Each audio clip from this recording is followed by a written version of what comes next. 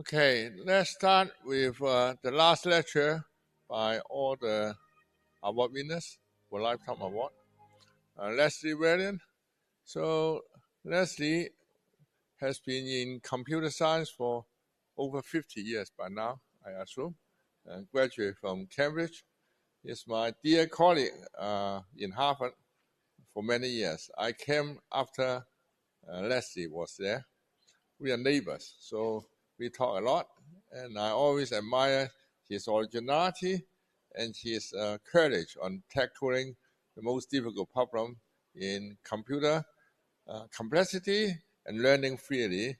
He has set a really good model for all of us to learn. I think artificial intelligence and all these new subjects are influenced by his foundational work. It was explained on Sunday. I will not go about it again, but I think he's a great man. Let's have Les. Thank you.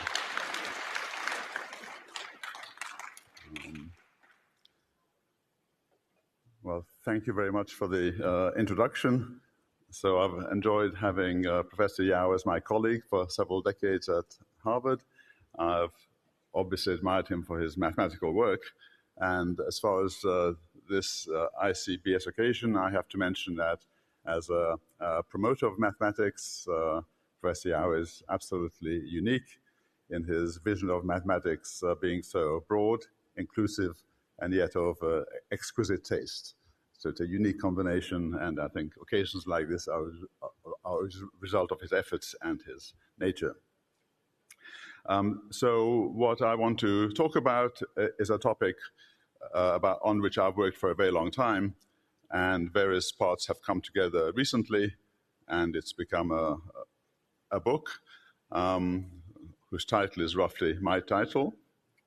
So this book is written for a general audience so that people aren't frightened away, but the actual book, if you follow through the footnotes, endnotes, references, there's a technical proposal there. Also, from the book, it's not its main purpose. One can read off an interpretation of current AI, which is different from the conventional one. But this is kind of wasn't the main purpose of the book. So the goal of the book is really to understand ourselves as humans. So the topic is really about humans. Okay, so says as many talks in computer science start with a quotation from Alan Turing. And so he asked in a radio broadcast, can every task done by humans be done by a machine? And so I'll just quote. So he said, it's customary in a talk or article on this subject to offer a grain of comfort in the form of a statement that some particularly human characteristic could never be imitated by a machine. It might, for instance, be said that no machine could write good English, or that it could not be influenced by sex appeal or smoke a pipe.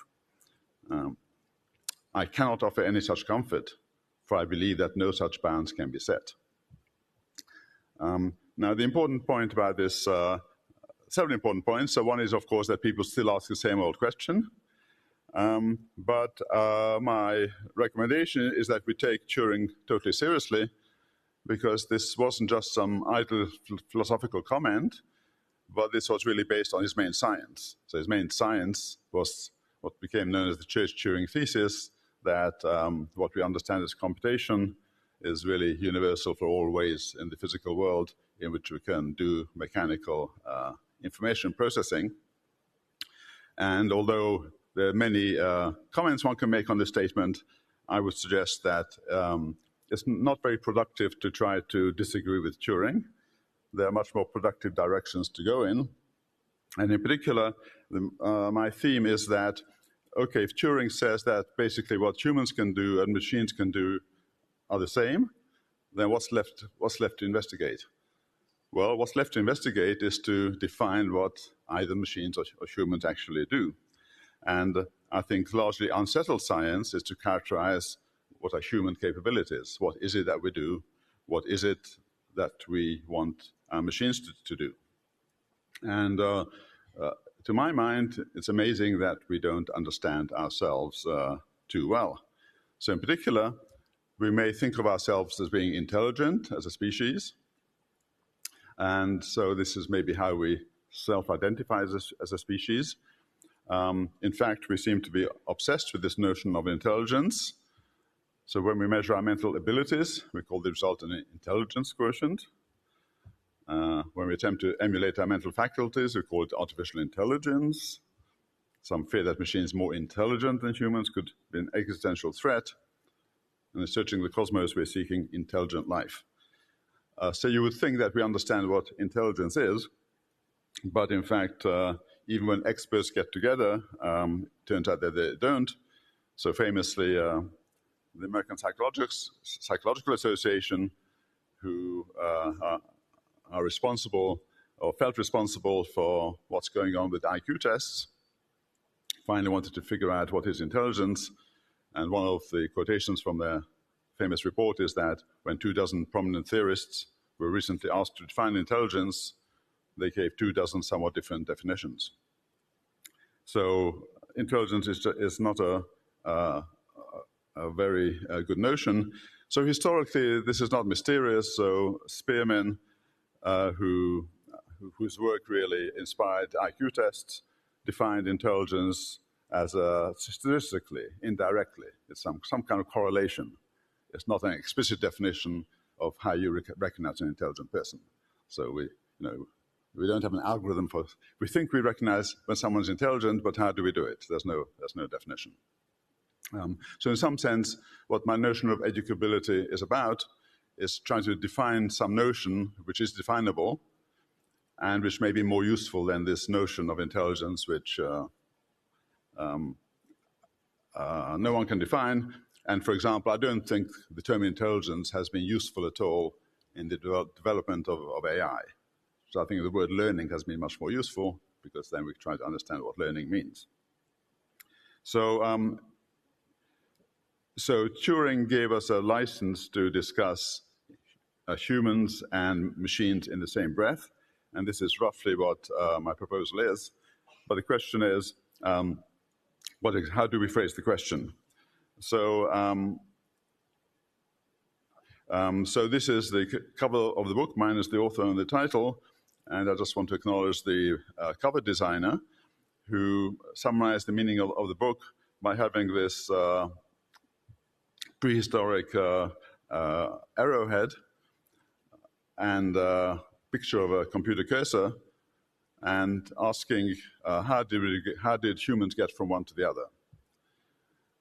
So in particular, the question asked in the book is, what is the cognitive capability that enabled humans to go from the Stone Age axe, Stone Age arrow to computers? And okay, so one can call it the civilization enabler. It's some cognitive capability. And almost certainly the change isn't something biological. I mean, no one thinks that some biological change swept through the human population in a period of a few thousand years. And in fact, probably even in the 300,000 years, which is believed to be the age of our species. So there are several things to say about how this question is phrased. So for example, this gives one a license to ignore phenomena which are more ancient than human. So certainly vision, locomotion, emotions are all pervasive in the animal kingdom. We share it with other species. This is not what separates us from other species. And so what separates us is more like some disembodied computation, because the way we interact with the world is most of it has got a much more ancient heritage. So the methodology I use is that of computer science, and very simply, the notions are that we want to deal with functions which are well defined. So this is just mathematical functions.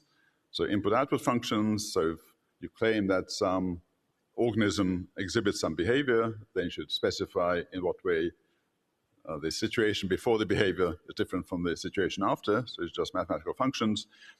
And the second insistence is that every function you suggest should in principle be computationally feasible. It shouldn't be a pie-in-the-sky dream. Okay. So this approach is based on advances in computer science in recent decades. So the prediction that we should do psychology through computational models is implicit in Turing, of course, but Herbert Simon, for example, predicted that within 10 years of 1958, models published in psychology journals would be computational. So this didn't happen, and part of the result was that the use of computational models needed is slightly more advanced than what was available then. Okay, so what is this civilization enabler? So of course, in some sense, this question has been asked many times. So for example, there are academic studies of any number of ways in which humans and their nearest relatives differ.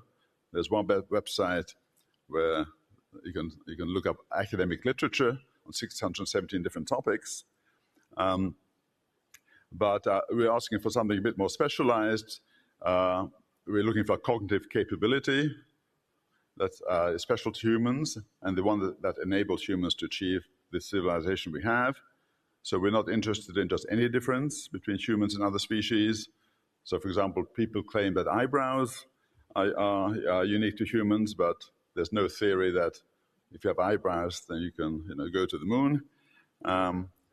Animal domestication, so there are many things important in human history which may have been crucial, but again, just because you can domesticate animals doesn't explain how humans do the things we do in advanced technology. There's biological things where we're a bit different. So some people emphasize that humans collaborate a lot. Well, again, by itself, it doesn't explain everything, and many other animals do it. Social learning, so we learn from each other. Intelligence, as I said, that's rather badly defined. So symbols, language, so this must get closer. But again, these aren't cognitive capabilities which by themselves explain how we can develop a technological civilization. If you teach an ape language, it doesn't change its behavior. Okay, so is this an overambitious goal? Well, just 3 comments. So we're trying to capture a fairly short period of evolution, how humans are different from our predecessors. So what did Darwin say about this question? Obviously, he was concerned about this. So basically, his answer was that if you enumerate all the usual candidates for in what way humans are different from other animals, he said that we're different in degree, that you can't isolate a single dimension in which explains our success as a species. And so after all this previous investigation, what advantage do we have now to investigate it? Well, I think it's very simple. The point is that the many other communities who investigate this question have usually used what in this room we'd use are rather vague words, okay? And if you combine vague words, then the notions get even vaguer. So but by being more precise, main idea is that we can suggest more complex hypotheses. So maybe the answer to this question of what is this civilization enabler may be just slightly more complex than these phrases I put up there. And by using more precise language of mathematics, you can attempt to isolate notions which are just complex enough to answer this question. Whereas if you don't formalize at all, then you just can't. So what I want to do now is to actually tell you what my proposal is for this civilization enabler, and then at the end I'll give 6 different directions in which, if one takes this proposal seriously, then it's got consequences which are of interest to me. So these would be 6 directions in which I've been driven to think, which I wasn't driven to think before. Okay, so what is this proposed civilization enabler? So it's defined computationally, and it is a composite of basically 3 different things in some context. And the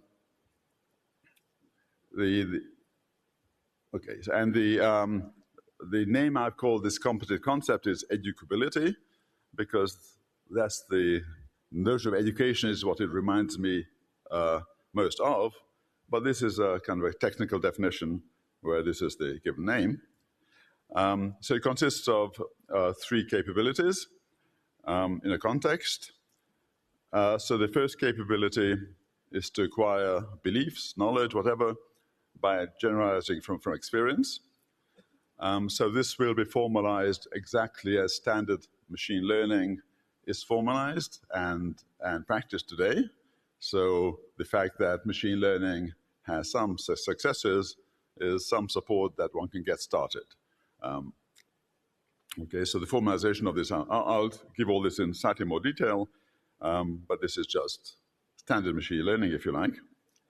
But that's not enough. So the second part is that if we've learned various things, various beliefs, then we should surely be able to apply it in combination to specific situations. So this is like chaining together 2 beliefs you have. It's a very simple form of reasoning, where you apply things you know in a new combination. And you do this prompted by a particular situation. So you want to make a prediction about a particular situation. So this is a view of reasoning. And then the third part is that humans can also acquire beliefs, knowledge, by having it explicitly described to us by others. So I can acquire a belief by having my own experiences, seeing examples, but I can also go to a lecture and learn someone else's conclusions about what they've learned from the examples. So this is how science works. So I can go to a course in, say, quantum mechanics, and I learn lots of theories which I certainly can't have deduced from my experiences, because they were deduced from experiments done with great effort by others. But I am able to internalize formulae. Sometimes people give me instructions, recipes, rather readily. And this is a part which other species have limited capabilities. And all these are integrated. But you have to say something about the context, because if you can do these 3 things in some very trivial context, like a world in which there's, say, 1 pixel, then that's not very useful. So I'll explain all this. So all this knowledge has to be relevant or to scenes with multiple objects. So we can analyze a scene. I can talk to 3 people. I can see who's sitting next to whom. So it's being able to analyze restricted scenes with several objects and relations is important. And also I can dream up symbolic naming, which means that I can arbitrarily name things and refer to them. Okay. So very briefly, in educational philosophy, people discuss things which are related to all these things. So number 3 is learning by someone lecturing to you. Number 1 is more hands-on learning from experience. And number 2 is being able to apply what you've learned to particular cases, possibly by reasoning on what you've learned.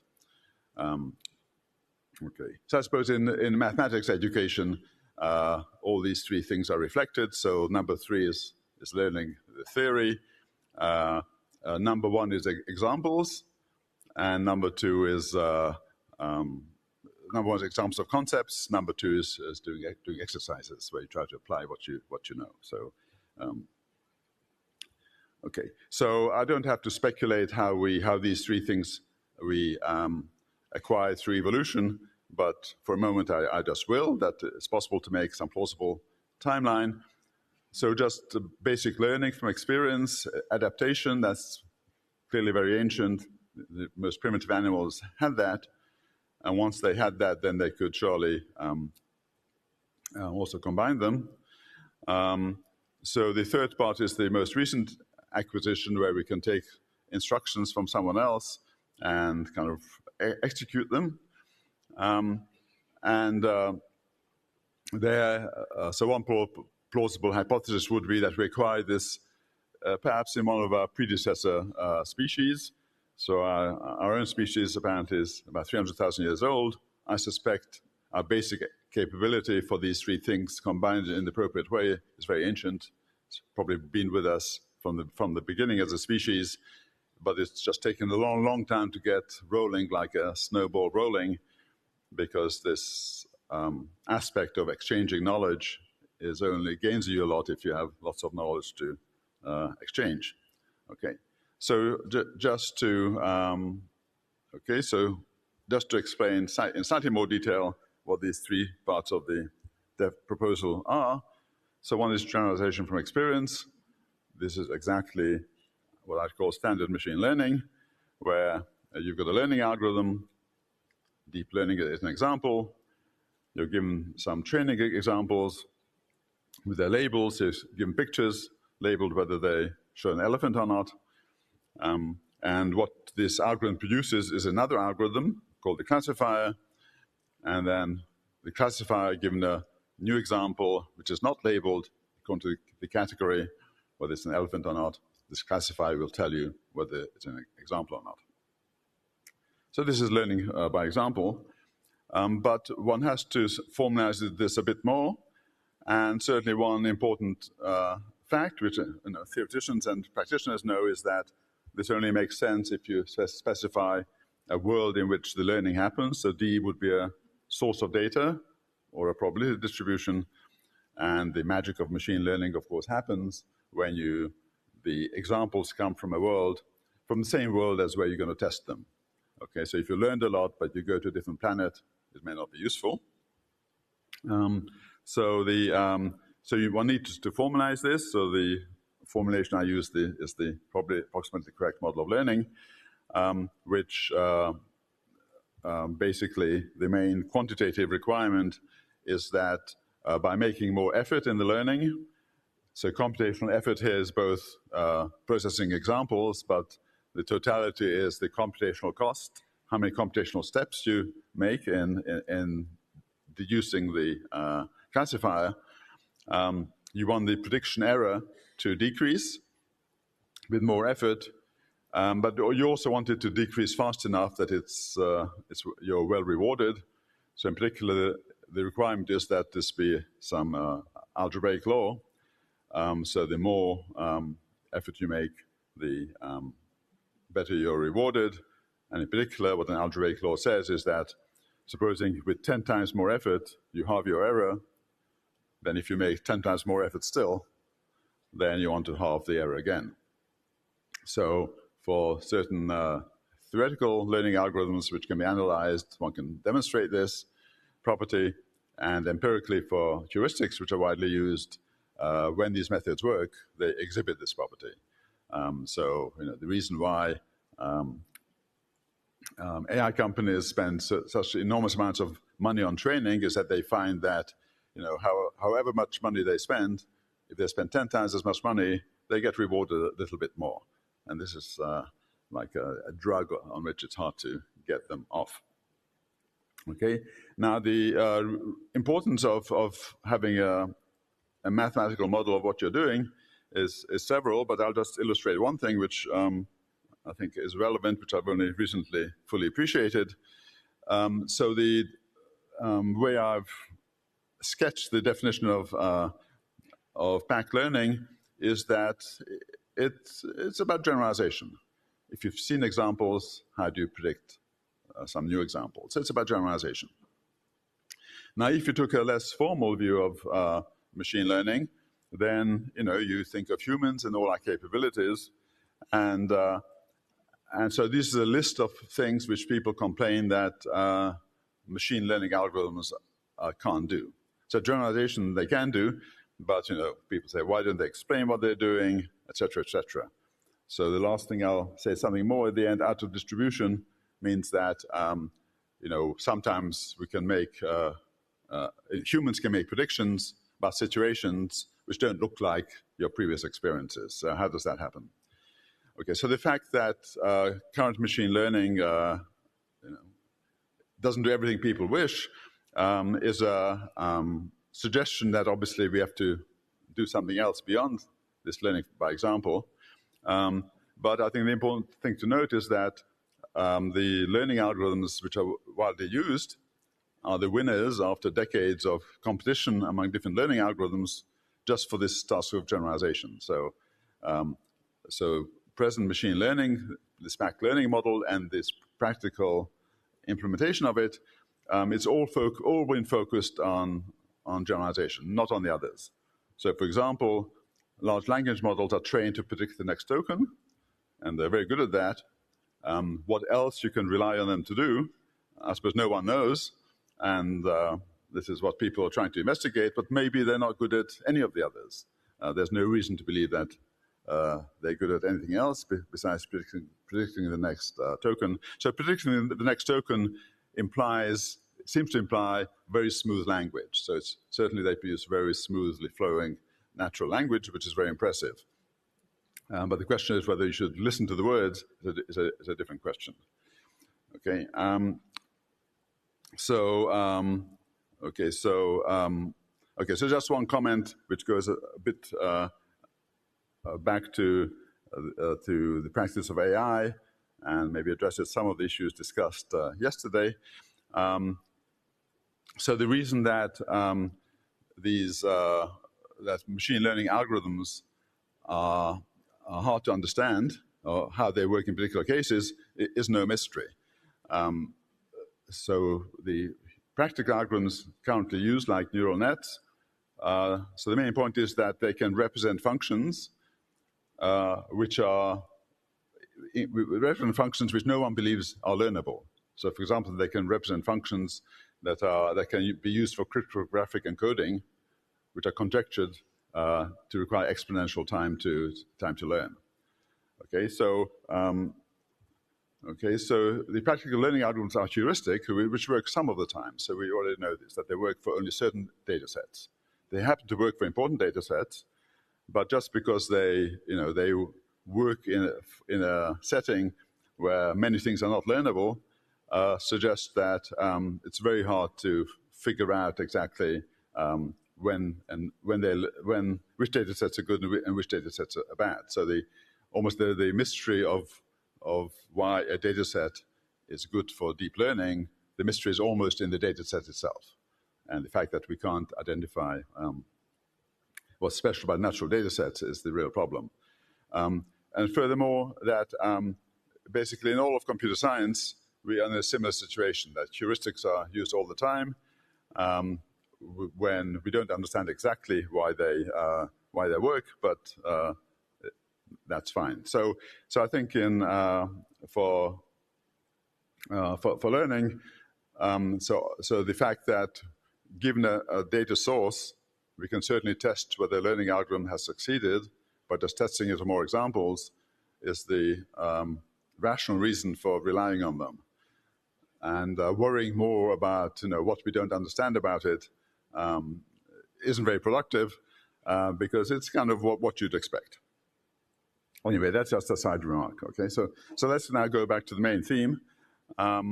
So the main theme is that we're trying to explain what this notion of educability is, and the first part was standard machine learning. So the second part is a notion of reasoning on what you've learned, and here the main difficulty is that when we learn, our beliefs are uncertain. It's different from standard logic. And so here I use a formulation which I came up with some time ago called robust logic. And the goal of this is to mimic standard logic in that what you really want to achieve is that when you chain together two beliefs, you want some reason to believe the conclusion. Okay. And this is called soundness in standard logic, but here we'll have to redefine it. And everything we want to be computationally feasible. So basically what this will boil down to is that we will, instead of having one big, let's call it a supervised learning box, we're imagining this in a human context now. So that's one idea of what we are, a big learning box. So here I'm saying that probably doesn't quite work. What we really are is many boxes. And so, for example, we could have a separate learning box for learning each word of your language. Okay, and oops. How do we do this? Okay, and just to emphasize what we're trying to do, that is not quite trivial. So there's a quotation attributed to Winston Churchill that true genius resides in the capacity for evaluation of uncertain, hazardous, and conflicting information. So I'm using this quotation in a slightly ironic sense because it's not only geniuses who need to do this. So the lowest animals also live in an uncertain, hazardous world, and all the time have to resolve uncertain information which they've learned. So this is some very basic capability which we need to have some view of. So for a single learning box, we have the standard notions of generalization. So what we want with this robust logic is to have the same, but also have some soundness guarantees when you chain together two beliefs. Okay, and very basically, what you hope for is that if you've got two beliefs which are supported by your data to 99% accuracy, then when you chain them together, you want some lower bound on how much you should rely on it. And maybe it's 98%. Okay, so you want some principles for believing in your chaining. Okay, and this, as I said, this has to be in a rich enough world. So this is a crow doing some difficult cognitive task where it's got some bottle and some water and wants to get a seed from the surface of the water and it figures out how to pour some more water in the glass. And the point here is that that the information which this crow is faced with, you have to put it in the crow has to understand. So this will consist of separate objects. There's a seed, there's water, there's a glass, there's a water level with some relations. And this all has to be understood by the crow.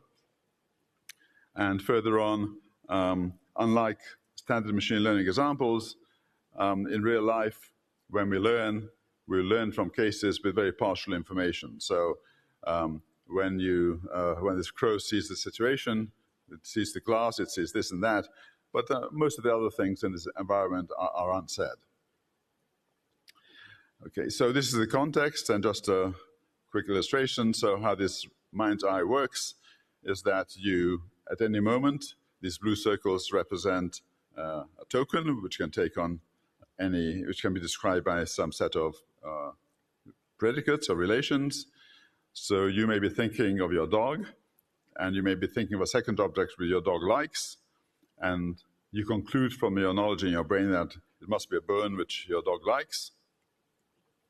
Now, instead of standard logic, in this robust logic, the rule which you invoke to deduce bone will be a learned classifier. Okay, so you will have learned some expression from a learnable class. So this could be a deep neural net, and this would be a deep neural net whose output is bone or not bone. Okay, but actually, one important consequence is that in machine learning we learn approximate equivalences rather than logical implications. So in machine learning, you have to be right both ways. But these you can still chain together. And the idea is that in your mind's eye, you have a situation described like a dog likes, and then you'll use the learned knowledge in your brain to fill up the diagram and make predictions which presumably will be true about the world. Okay, so just one comment. So humans can answer questions like, did Plato own a cell phone?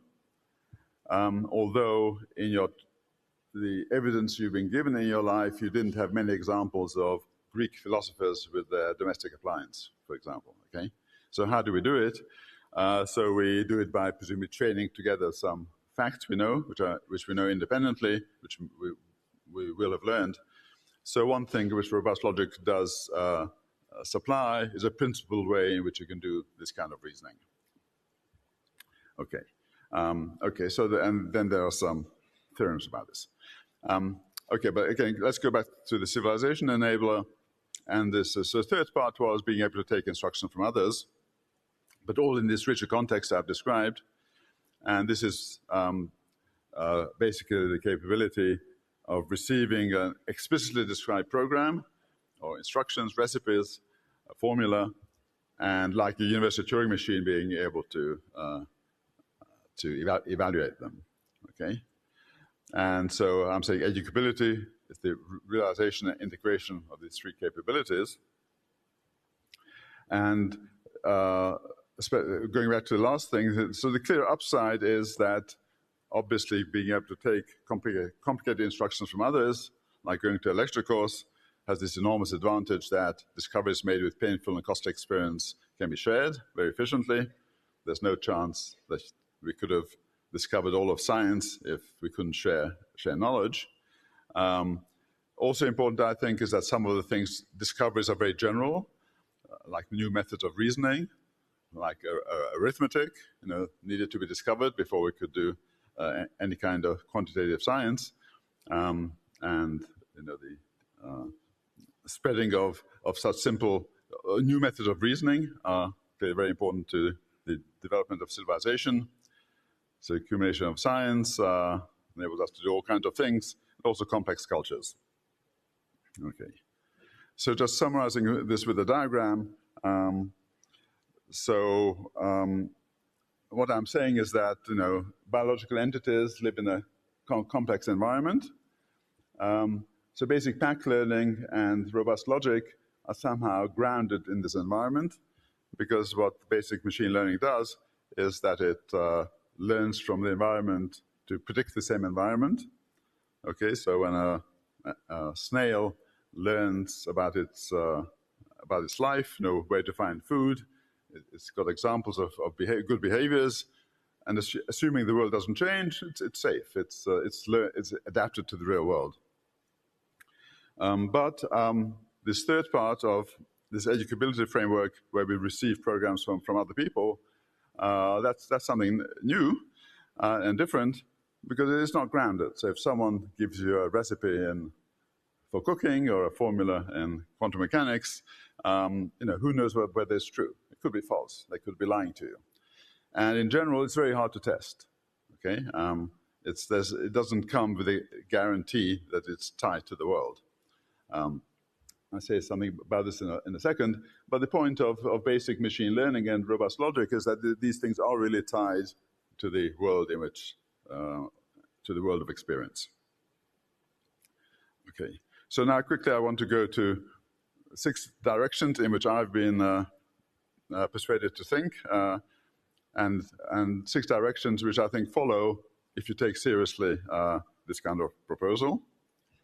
And so the first thing is a downside of being educable, which is what I have just been emphasizing, is that with only learning and training, which I think are very ancient in evolution on Earth, the behaviors are grounded in experience. They're kind of safe. We've adapted to the world. But if we can absorb instruction from others, then it's very different. So if someone tells us what happened on the other side of the world, we can't rush over to check it out. We just have to believe it or not believe it. Similarly, if someone tells us the outcome of some experiment in physics or biology, we won't rush over to test it. We either believe it or not. But this makes us easy victims of all kinds of false beliefs, ideologies, false beliefs, conspiracy theories. And I don't think that... So in these discussions, often people blame the guys who tell us false things. But here, the emphasis is that there's a fault in ourselves. We have to understand. So the fact that we go around with this great capability to analyze the world, to learn from the world, to analyze the world. We read fiction, fact, we don't care, we can incorporate all kinds of knowledge in our brains, but somehow we can't. It's much harder to test whether something is fact or fiction. So I don't think it's a fault of my model. I don't think it's a fault of evolution. I think there's a basic inherent difficulty that it's very hard to test what's true and what's false. And somehow we live with this imbalance of incredible abilities to absorb information and to run with it, but with no matching ability to evaluate how useful it is and how valid it is. Okay, that's item one. Okay, so item two, popular question. Well, if this educability is real, how do I improve my educability? Or often, how do I improve my child's educability? A sub-question is, well, if this thing is real, then there must be a way of testing it. How do you recognize whether someone is more or less educable?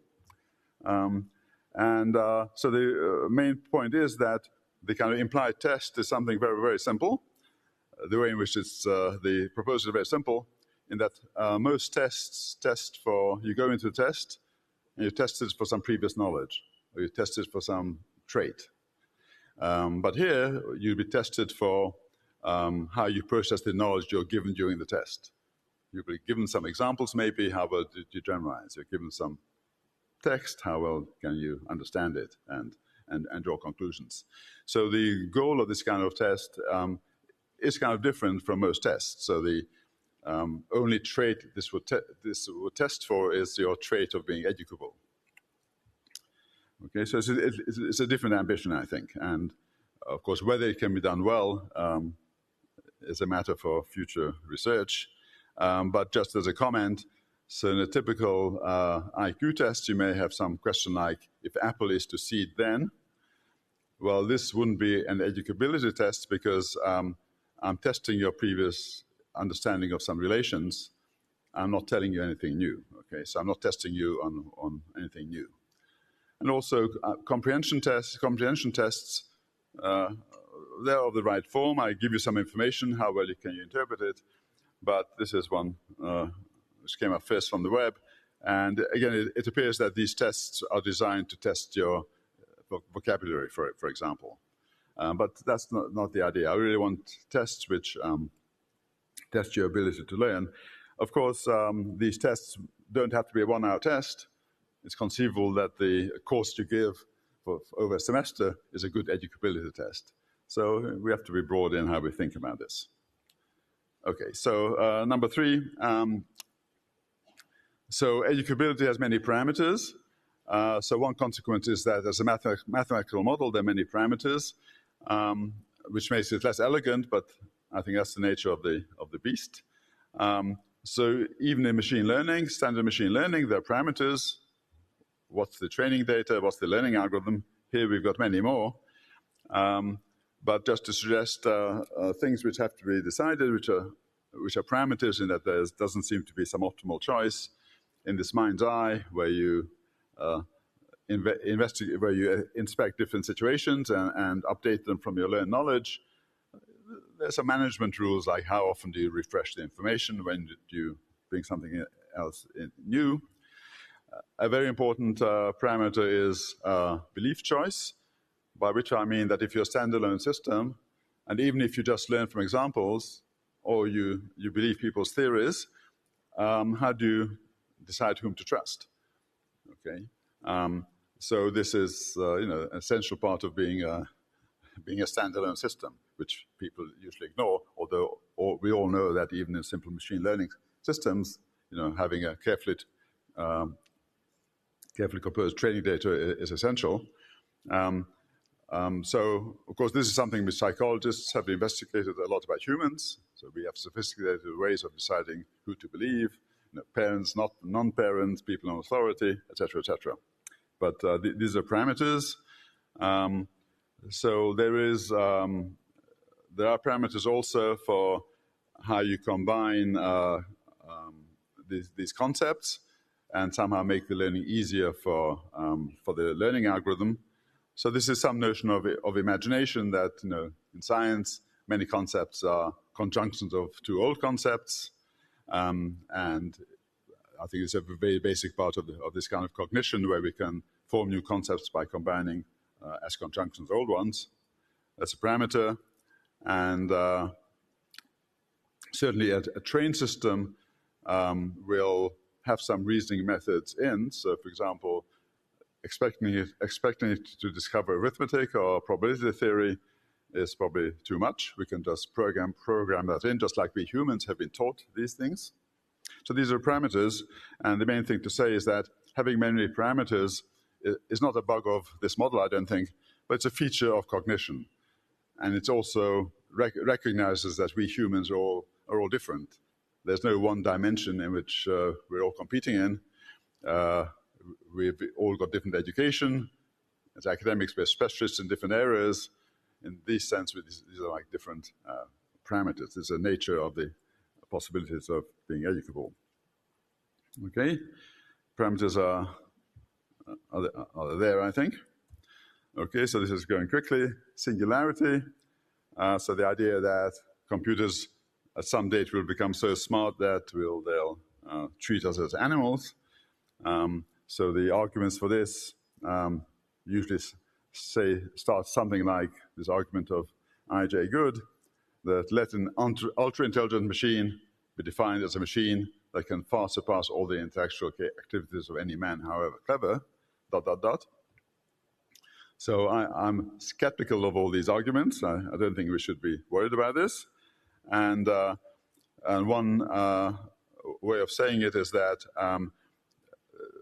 in these arguments, there's always the notion of this idea of ultra-intelligent, something which we can't define, something which we don't understand, something mysterious, something to be feared.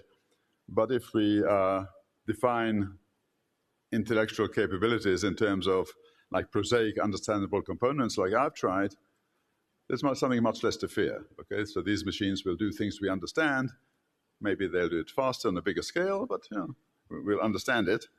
And so, for example, it could be that the components I've described are the main components. Maybe that's all there is. But maybe the main point is that what this exercise shows is that there are many parameters to be fixed. There's no one unique ultra-intelligent machine dimension. Okay, just like we're intelligent. Sorry, I shouldn't use the word. Our cognitive capabilities have gone in different directions. We're capable of different things. We're better or worse than each other in different ways. That's going to be the same with machines, and so the machines built will have the same range of parameters. Okay, so. Okay, so this is a brief thing. So studying human behavior is difficult. So in social sciences, the social sciences are different from the physical sciences. Like theories come in different flavors, like different political flavors. Sometimes social science goes what we think is badly wrong, like the eugenicists. They believed in the primacy of nature over nurture more so than we currently do. Although, in fact, some very prominent statisticians were the main practitioners. So what do we have to say about this? Well, so the main problem seems to be that it's very hard to draw conclusions about human behavior that are transferable in time and space. You may do very rigorous experiments on humans, but then if you do the same experiment at a different time and location, you get the same conclusion. I think that's the main problem. So the contribution here is that I've given a word to explanation. So I think the explanation of why this is so difficult is because we are so extremely subject to nurture. Okay, so the ways in which we can change our behavior, change our beliefs is extreme.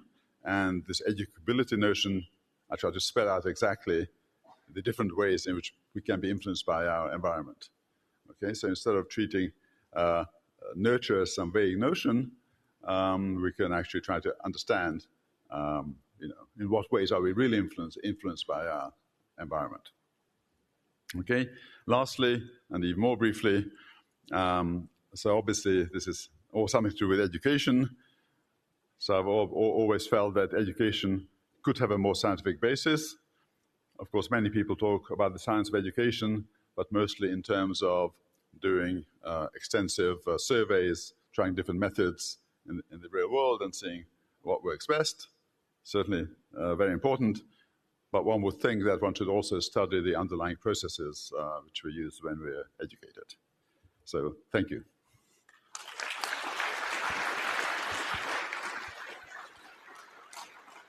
Yeah, thank you for the beautiful talk.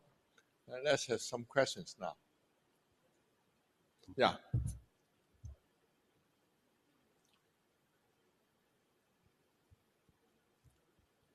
Thank you so much. I have a very simple question. Do you think so-called robust logic would concern some elements related to behavior, emotions? Thank you.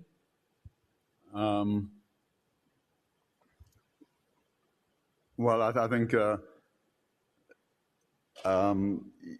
yes, because I think as long as your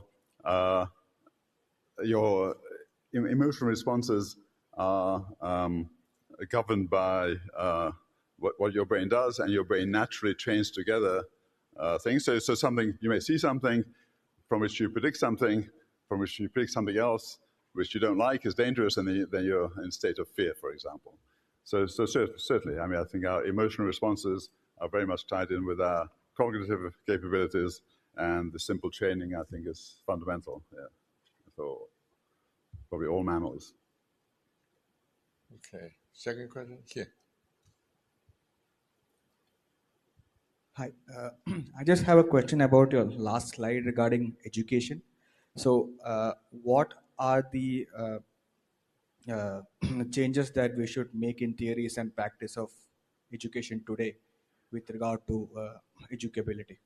Well, it's a great question, which unfortunately I can't answer. So I think this is more a call for future research. So I think we should investigate how humans learn from this and similar perspectives. I mean, I think the most immediate step of doing research is the one I mentioned about having a test for educability, and the question of whether we can make educability into a notion which people recognize to be a reflection, a useful reflection of some real-world thing. Okay, of course, the big question is, can we improve the educability of a population by doing something different? And we don't know, and obviously we want to change the educability in some significant way rather than just imperceptible way. So I think that's the first step, which I'd imagine would have to be done before one could go further. But it's a fantastic question. Thank you. Thank you.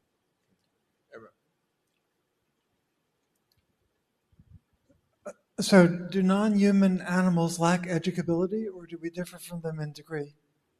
Well, I think we. Well, I'm claiming that it's more than degree.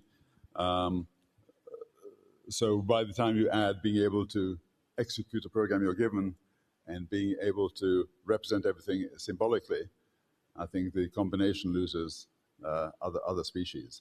So certainly you can get animals to follow fairly complicated sequences of actions by, you demonstrate some physical contraption. And symbolic naming, I suppose, if you've got a dog with a name, it's some sort of very beginnings of a symbolic naming if your dog can recognize it. But the way we can, you can give me some instructions, you can tell me some formula in mathematics, and I can interpret your symbolic names and execute your formula. I think that combination is far from other species, to my knowledge.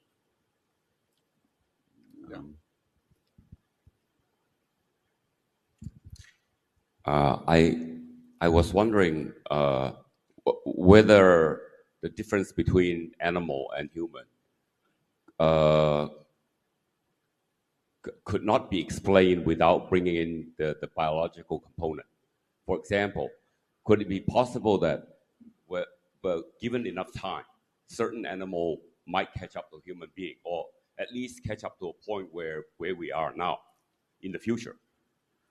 Well, I think the point is that I think it's hard to imagine our culture without having the biological capabilities which I've described, of being able to share knowledge of this level of complexity, of sharing instructions and formulae, and describe relevant to abstract notions. So I think to get to this our current state of activity, I can't imagine it without having this kind of capability. Okay. Other questions? Yeah. Yeah, so I'm not sure about the individual level, but it feels like humanity as a whole works like a big learning machine. And so if you look at the time scales that you put at the beginning of your talk, then it looks a lot like what AlphaGo was doing when he was learning how to play Go by playing against himself. So my question is whether, I mean, from this analogy, you think that AI machines, I mean, learning machines are going to develop conspiracy theories or things like that at some point? Okay, so I think your first observation, one interpretation is that one could try to analyze our overall culture as one totality. So I was looking at each individual's capability which is needed for this. Okay, but I think you're implying that one could look at the overall culture and see that as something evolving, which is something else one could do in addition. So you're asking whether machines. Well, so my brief answer is listen to Turing. He said that whatever humans can do, machines can do as well. So there's no reason why machines couldn't do that. Whether we want machines to do that, or whether machines will naturally evolve to do that against our will, they're good questions. So I think to those I'd say, we don't want machines to do that, and I don't think machines will naturally do that because they're ill will towards us. So that's the kind of issue which we need to keep under control, I think. Other questions? Yeah.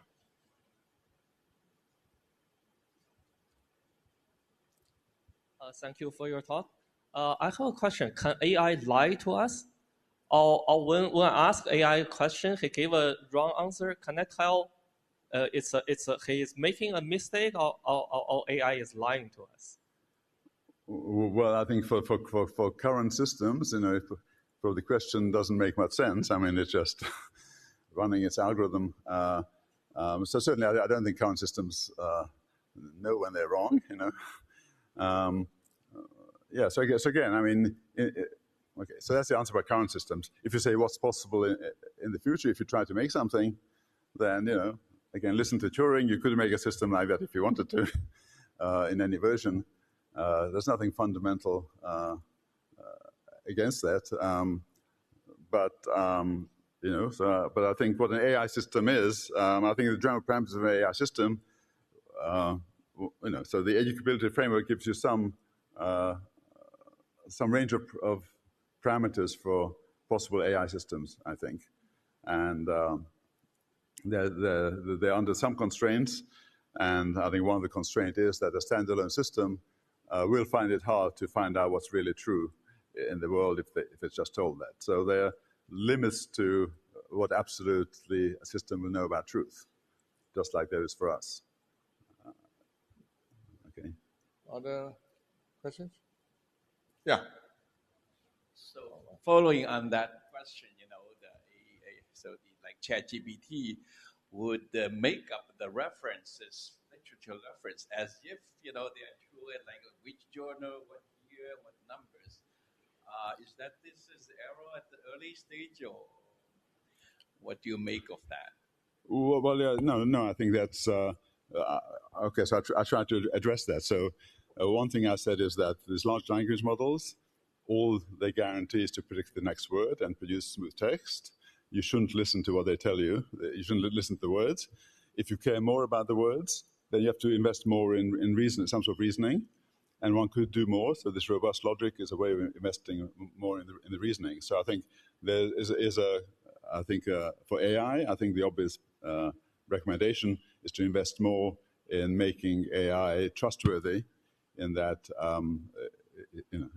it should be more reliable, keep facts straight. But it's so basically, I think what happens with these large language models is that they read all this text, and they just don't learn many of the relations in there. So they don't actually learn which paper was published in which journal, but somehow from some averaging they make something up. Okay, so they just never went in the system, the truth about that relationship. Okay, last question. Yeah. Yes. Do you believe that a framework like Educability can help the state of studies in the social and political sciences that are nowadays off the Aristotelian tradition of verifying axioms, coming up with theories that have certain soundness, and things like this? I'm not trying to put you in a bad political spot, but since you came up with this framework, can it be used to really venture into these, let's say, social sciences and tell them, you come up with something that you call theory, quote unquote, but it lacks the Aristotelian characteristics of theory, and implications are for policymakers? Yeah, so thank you for the question. So in some sense, I'm hoping the answer is yes, because in social science theories, surely you have to understand what the human is, or what its behavior is. So this is one kind of description of what human behavior is. And if it's an accurate description, a useful description, then surely it should influence social sciences. That when we just people said for thousands of years that the important thing is to understand ourselves, but in a remarkable way we haven't really started. And yeah, so my answer is I hope yes. That's my answer. Okay. Well, we conclude this part of the conference for the speeches given by our 6 great rewardees. I'm grateful to all of them. I should mention that people on the street were saying that we are running a great conference with the greatest mind in here. So I'm happy that it's already propagated to the whole country. And I wish that next year we have the similar 6 awardees as powerful as today's. Thank you very much for the great talk. Thanks.